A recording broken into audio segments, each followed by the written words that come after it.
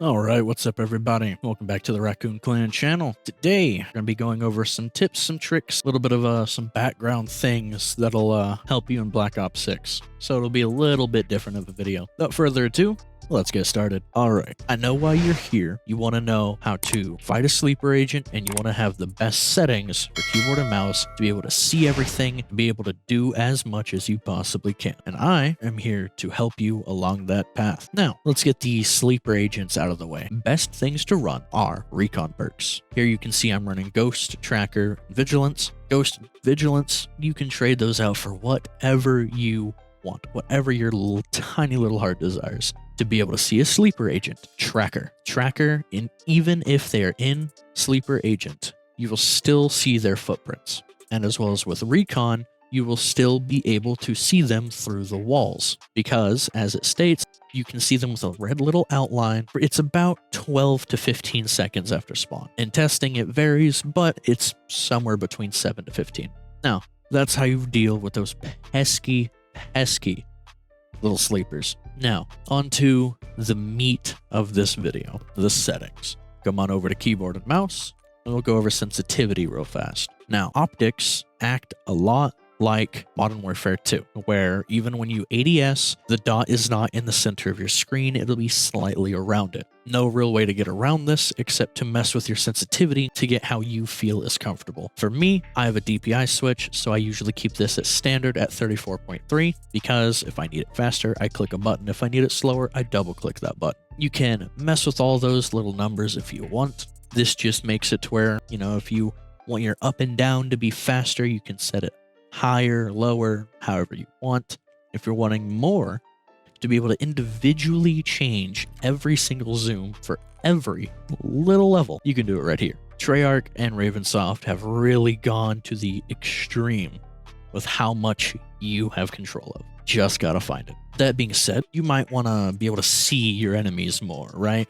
You might want to have those tracker footprints glow, a big bright color that you can easily see, or maybe you just want to be able to see the name tags better, because the red you can see pretty well, but sometimes it's hard to see. So you simply search up color customization and you enter it. Now, when you enter it, you'll see a decent little bit of stuff. Now, I have already had mine set up, but yours will look a little different. This is simply what your icon on your mini map and on the big map are. Team, this is going to show what colors your teammates are, friendly equipment, score streaks, things like that. Your party, the friends you invite. Enemy, it's pretty simple. It's the same thing as what the team one does, just for the enemy team. And you can go so in depth with this, right? You can change the colors to whatever you want them to be. You can change the saturation, the brightness. I recommend go with a color that really stands out on your palette. For me, that's a neon yellow, right? Hence why I have it at neon yellow. Set the saturation to max, brightness to max. Now, once you have that set up however you want it done, you apply it, and that's it. If you want to individually change the colors for all your squad members, you can. I wouldn't recommend it. Your brain might get a little fucked. Now, to make all your colors really pop and make them vibrant, right? Color filter number 2. Enhances all the colors. It makes the saturation a little higher. It raises that contrast a little bit so it's easier to see. It's like looking at it. The difference is night and day. Think of the pre-game lobby of older CODs where it's all grayscale and then it comes back, the color comes in. That's how you're going to feel with these differences. Now, color filter target. Set it to both and raise both of these numbers to 100. If you want that extra little layer of vibrance, sharpness of the image, set your upscaling and sharpening to fidelity cast. Set the strength to 100, frame generation off, scale target to 90, and make sure that rate shading is on. All these I have low simply because OBS likes to break, but that's just me. You can set it to whatever you want or however your system can handle.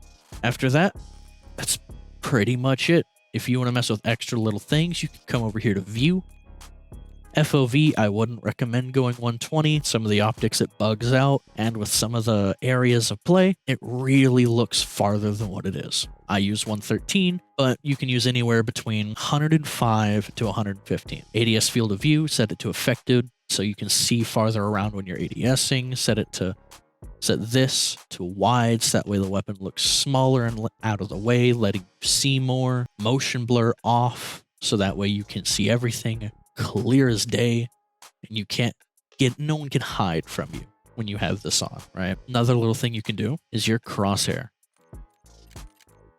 Now here, you can set it to not have a crosshair. You can set it to where it's just the dot in the center. I use just the center dot because it's the most accurate. And if you're wanting to change the size of your crosshair dot, right, you can simply go here, center dot scale. Default is this one right here, larger, largest. Pretty simple. If you want that size changed, just change this to whatever you want. Now, crosshair color.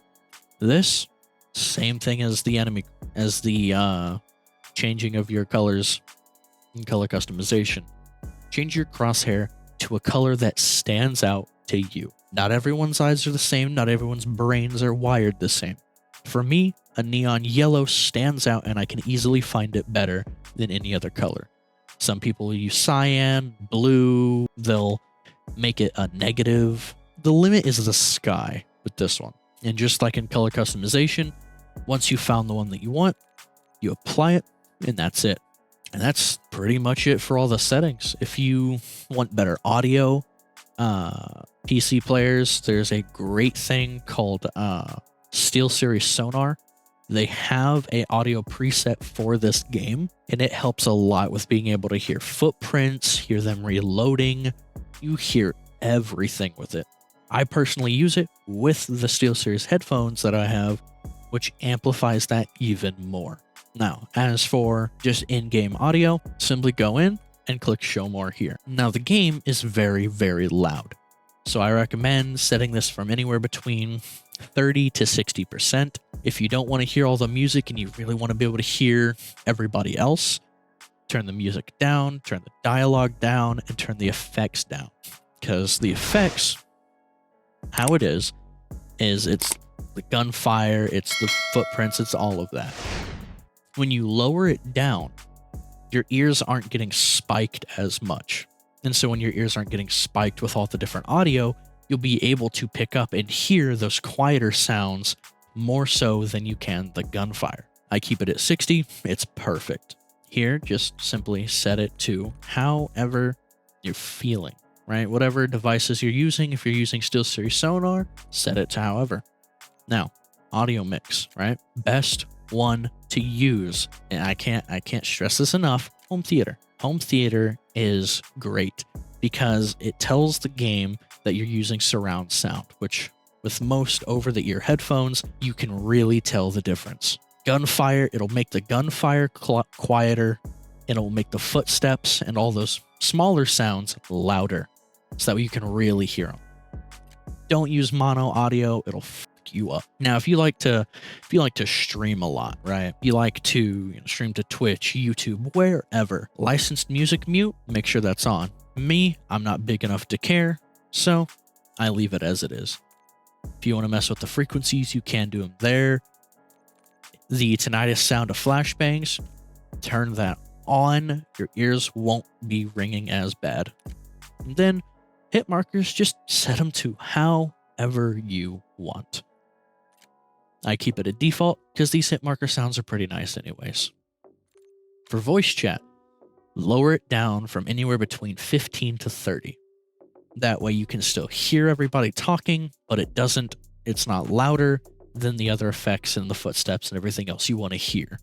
The rest of this, you can leave on whatever you want it to. Don't feel like having an open mic, set it to push to talk. Just make sure you have that keybound. And that's it. That is it. All of your fun little settings.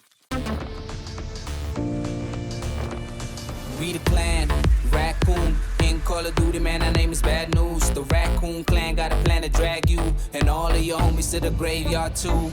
We the clan, raccoon. In Call of Duty, man, our name is bad news. The raccoon clan got a plan to drag you